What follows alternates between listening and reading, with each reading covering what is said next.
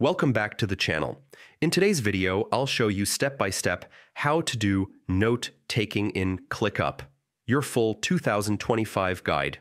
If you've been looking for an easy way to capture ideas, create reminders, or simply organize your thoughts right inside ClickUp, this tutorial is going to walk you through everything you need to know. Let's get started. First, you'll need to access ClickUp, head over to ClickUp's official website, and log into your account. One of the fastest ways is by signing in with Google, which keeps the process quick and simple. Once you're logged in, you'll land on your ClickUp dashboard.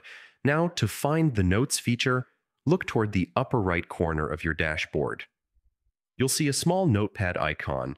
This is where ClickUp stores its note-taking tool. Click on that icon, and it will open up your Notes panel.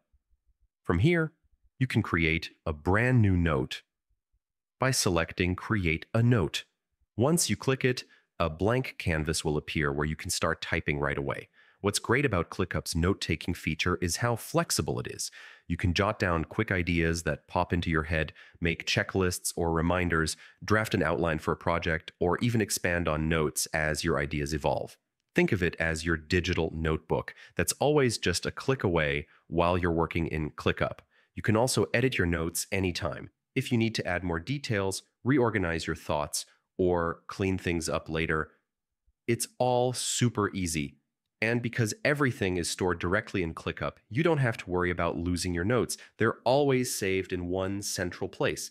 So whether you're brainstorming for a project, keeping track of personal reminders, or writing down important meeting points, ClickUp Notes can be a powerful productivity tool to keep you organized and focused. And that's it.